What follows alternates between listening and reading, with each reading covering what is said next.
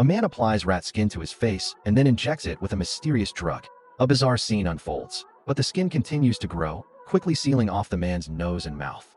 To avoid suffocating, the man picks up a scalpel and begins to scald his face. But the skin continues to grow until his entire face is completely sealed shut, and his life is frozen in that moment. This is the 2025 New Zealand thriller film, The Ruins. 10 years passed quickly. Xiaolin, the daughter, received a full scholarship to a university in Singapore. Over the years, she had suffered a lot of criticism from others because of the hereditary birthmark on her face. So she decided to change her environment and went to Singapore to live with her aunt. There was also a girl of the same age named Angela in the family. However, the different culture and environment made it difficult for Xiaolin to integrate into the family. He attributed all of this to his appearance.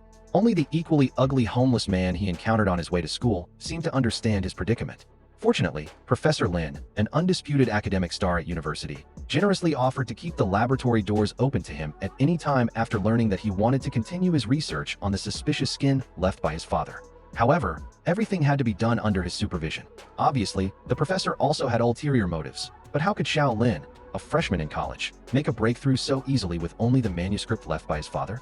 With one failure after another, the professor became completely disappointed in him and even found a new person to replace him.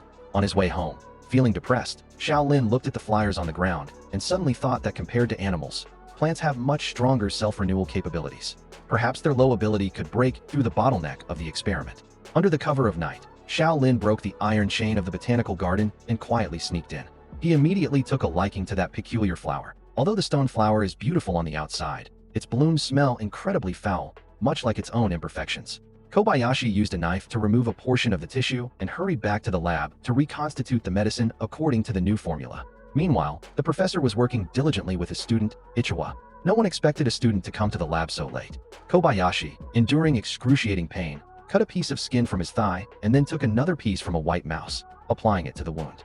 As the pink medicine was injected, the skin of the two different species rapidly fused together. Seeing that the experiment had actually succeeded, the professor told Ichiwa to be quiet and then left. Confused, Ichiwa, seeing the awkward posture of the two, assumed that Kobayashi, like herself, was a girl who sold her body for high scores. Ichiwa took a picture and, in a fit of rage, left the room, pretending to be friendly, and offered to take Kobayashi home since it was so late. But as the two left, the professor suddenly realized that Kobayashi had forgotten her notebook, so she decisively photographed every page. Meanwhile, Angela, who was just about to go home, suddenly received a picture, which infuriated her. Her mother always demanded that she learn from Xiaolin, who excelled academically, but she never expected that the other girl would sell her body so early. Enraged, she told her mother about it, but her mother thought she was just jealous of Xiaolin. The scene shifts to a child driving to the mountaintop. Just as Xiaolin was being aggressive, the child not only viciously mocked her appearance, but also warned her to stay away from the professor before driving off. Xiaolin vigorously rubbed her birthmark, as if it were the root of all her pain. Even with immense resentment in her heart, he walked home alone, but as soon as he entered, he found his father's altar completely destroyed, and Angela was still yelling at him to go back to his own country. Unable to bear it any longer, Kobayashi finally made a move, and the two started fighting. By the time Xiaolin came to her senses, Angela had already stopped breathing, and her mother was on her way home. Looking at the medicine in her hand, Xiaolin finally made up her mind. She picked up a scalpel and cut her own skin, then peeled off Angela's skin, injected the medicine into it, and stuck it on her own face. After a heart-wrenching pain, Xiaolin was surprised to find that the new skin was healing rapidly. She finally possessed the beauty she had always dreamed of, but just then, the sound of a car engine came from downstairs.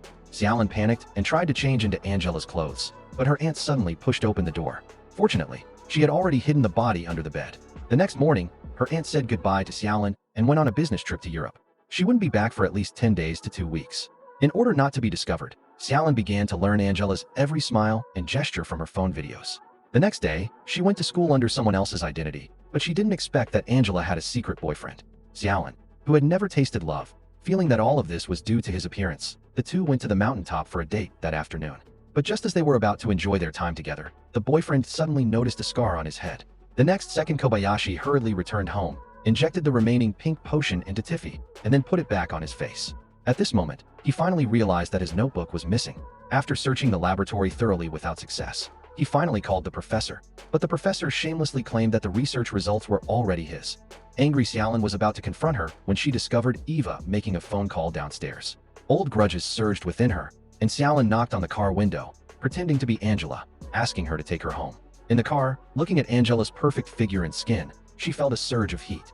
Back home, Xiaolin locked the door. As the effects of the medication wore off, her skin began to ulcerate, and Eva finally noticed something was wrong that a child stumbled and ran downstairs. The living room windows, which were under renovation, hadn't been installed yet.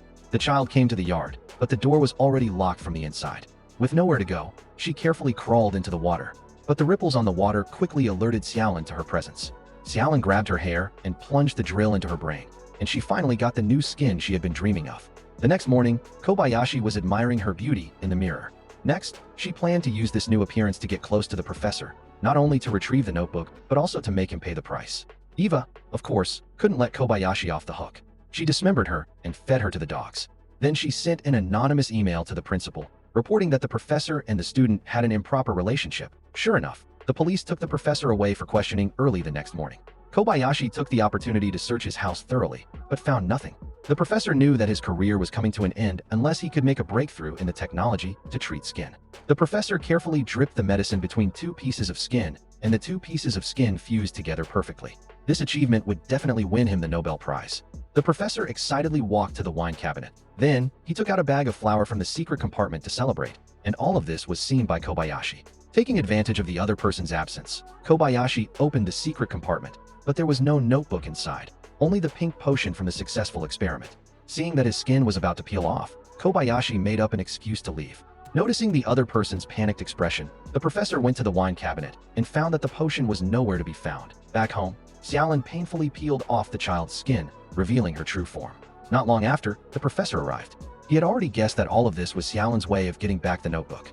In order to obtain the pink potion, the professor decided to compromise. If Xiaolin could hand it over, he would pay a large sum of money enough to secure her future.